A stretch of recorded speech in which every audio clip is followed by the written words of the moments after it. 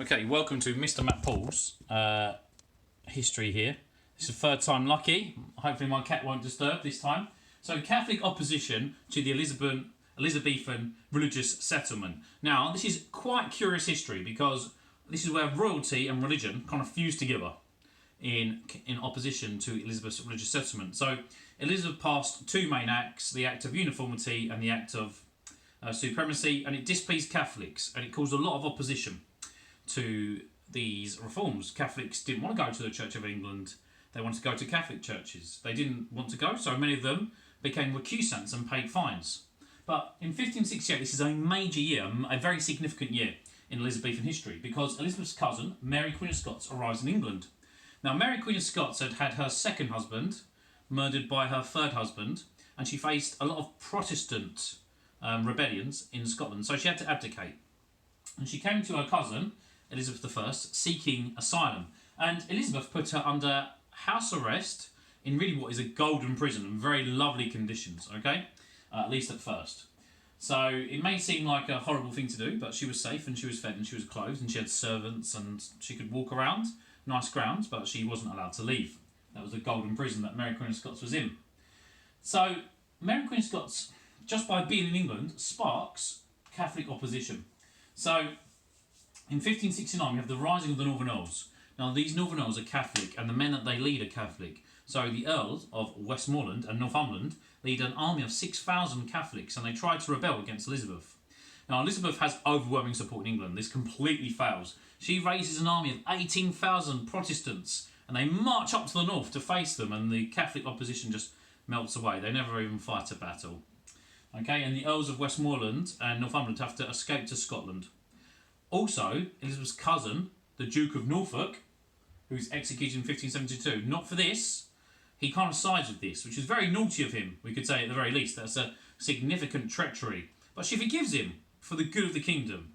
He's one of the most powerful men there, but he betrays her again. But before we go into that betrayal, let's talk about the Pope Pius V. He excommunicates Elizabeth. Now, I've spoken about this before, but basically what this means is that she's no longer part of the Catholic Church. And he also orders in his papal bull, this is a message from the Pope in this excommunication, that anyone following her orders is likewise excommunicated from the Catholic Church, which is a major deal for Catholics. Now, this puts Catholics in England in a very difficult bind, okay?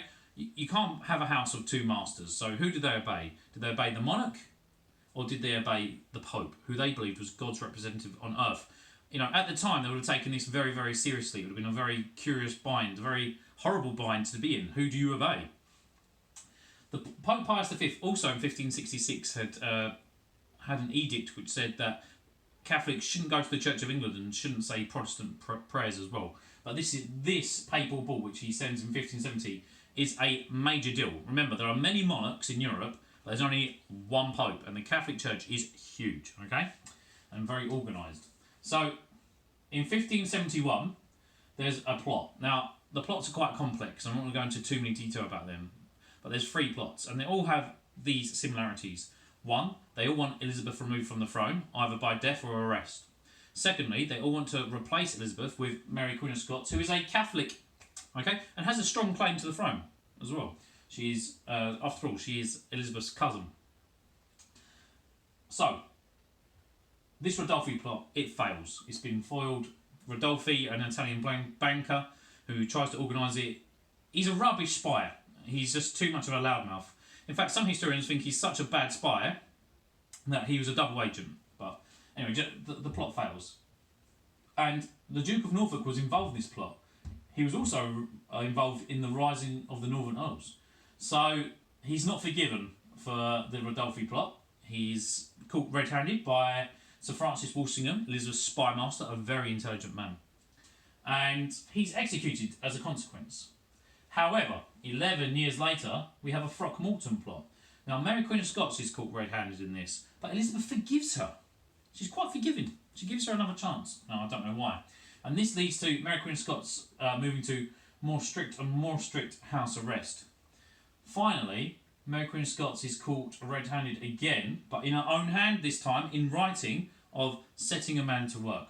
Now, this Babington plot is really fascinating because it's in beer barrels and there's coded messages. Sir Francis Walsingham, the spymaster, has to get this mass genius, Thomas Phillips, to uncode this cipher, this curious code, this secret language that Catholics wrote in.